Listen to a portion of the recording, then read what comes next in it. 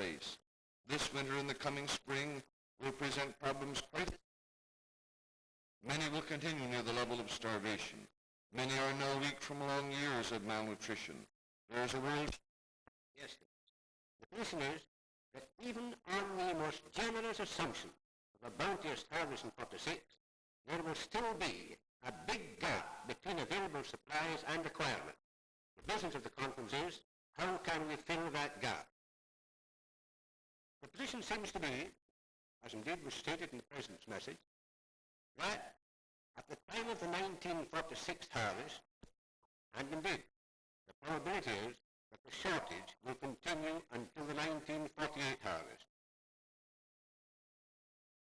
Then, when we reach the stage that there is sufficient cereals to prevent hunger, there will be a further period of shortage of animal products which are so essential for health, owing to the diversion of cereals from animal feeding to direct human consumption.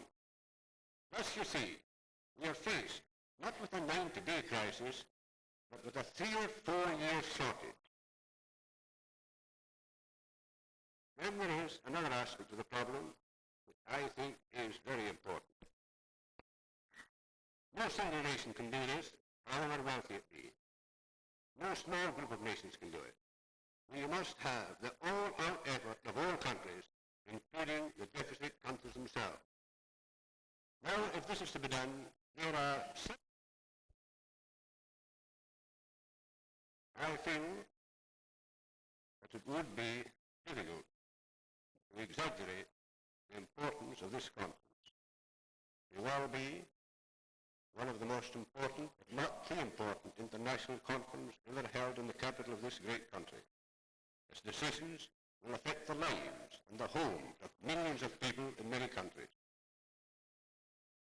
I hope that this conference will reach wise decisions and that action will be taken in these decisions. And I hope that from this conference there will go a message to the people of the world that the nations who have the power to help are cooperating in plans to bring food to the hungry, and that this cooperation will continue into a permanent plan of such a nature that the people of the world will never again suffer from famine.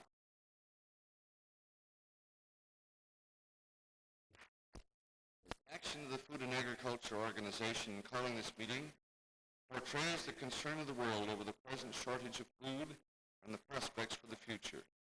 We know that hunger is still threatening millions of people, and that while the collection of fall harvest this year will give us a breathing spell, it will not be until the harvest of 1947 that we will have any satisfactory relief, and it may well be years before the storehouses of the world will be full again.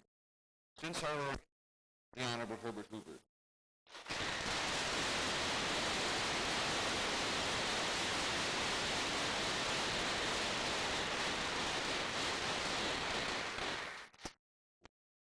As of the utmost importance. It marks a series of positive steps within the United Nations Organization for the practical solution of one of the most vital of all problems which concerns the peace and order in the world. And beyond this, it is the first importance in the whole of the steps to remedy the ills of a broken world and to carry it forward to the threshold of reconstruction.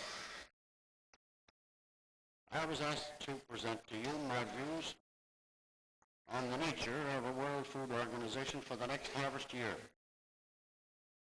And there should be drastic reorganization of the present setup.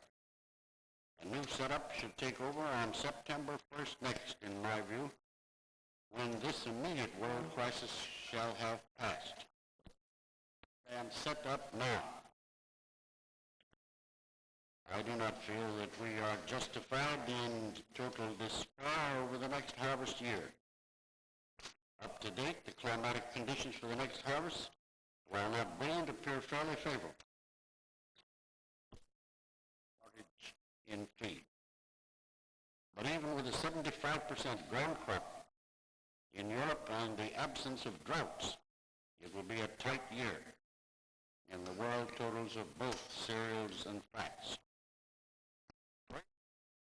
I am devoted rather to specific suggestions than generalizations, no matter how eloquent. And so that I am going to suggest to you some short and major foundations that seem to me warranted for immediate consideration for such an organization. The first, let a new organization be created now under the auspices of the United Nations Security Council, or better still, under your committee. For convenience, I will refer to this organization as the United Nations Food Administration. I suggest that it needs a single food administrator with a small advisory committee. That advisory committee should be in the whole of human history. If we are to get through without mass starvation, it can only be by the cooperation and coordination of the efforts of every surplus country as well as every deficient country. Now, the primary purpose of the United Nations is to give security and peace to the world. Effective distribution of food during scarcity and the reconstruction of agriculture, and above all, the reconstruction of human beings is essential to order and peace in the world. As I have said elsewhere, the first voice of war is the guns, but the final voice in making peace is food.